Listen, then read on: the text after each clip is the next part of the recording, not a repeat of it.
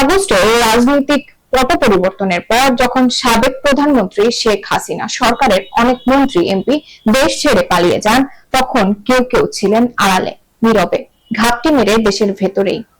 ঠিক তেমনই আলোচনায় ছিলেন জাতীয় সংসদের সাবেক স্পিকার ডক্টর শিরীন শারমিন চৌধুরী। তবে এবার আর আড়ালে থাকা হলো না। ঢাকা মহানগর গোয়েন্দা পুলিশ ডিবি তাকে আটক করেছে। সোমবার দিবাগত রাত আনুমানিক 4:30টার দিকে রাজধানীর ধানমন্ডি 8A রোডের একটি বাসা থেকে তাকে আটক করা হয়। এ ঘটনা নতুন করে রাজনৈতিক অঙ্গনে তৈরি করেছে চাঞ্চল্য, উঠছে নানা প্রশ্ন, আসছে নানা প্রতিক্রিয়া। বিস্তারিত থাকছে ডেস্ক রিপোর্টে। জাতীয় সংসদের সাবেক স্পিকার ডক্টর শিরীন শারমিন চৌধুরীকে আটক করেছে ঢাকা মহানগর গোয়েন্দা পুলিশ ডিবি। সোমবার 6 এপ্রিল দিবাগত রাত আনুমানিক 4:30টার দিকে রাজধানীর ধানমন্ডির 8A রোডের নিজ বাসা থেকে তাকে আটক করা হয়।